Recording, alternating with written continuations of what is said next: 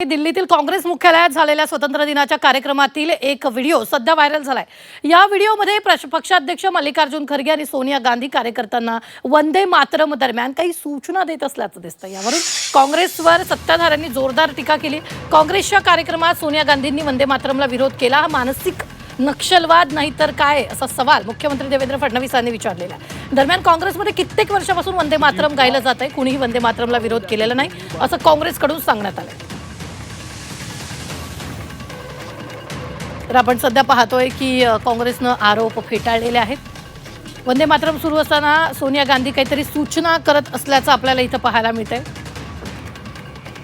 यावरच आता टीका झाली आणि त्यानंतर काँग्रेसकडून सुद्धा यावर स्पष्टीकरण येत असल्याचं पाहायला मिळतंय।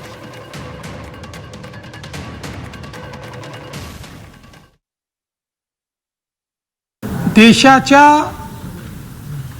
एकूण निर्णयांमध्ये संपूर्ण वंदे मातरम 15 ऑगस्टला वाजवायचं हा देशाच्या संविधानाच्या अंतर्गत दिलेल्या अधिकारात घेतलेला निर्णय असताना पूर्ण वंदे मातरम वाजवलं म्हणून सोनियाजी नाराज झाल्याच्या बातम्या ज्या ऐकायला मिळत आहेत, पाहायला मिळत आहेत, हा दिमागी नक्षलवाद नाही तर काय आहे?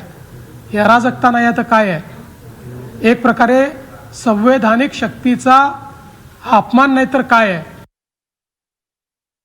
आज कांग्रेस आज यहाँ इंदिरा भवन में पूरा वंदे मातरम गाया गया। इसमें कोई वाद विवाद का सवाल नहीं उठता। कोई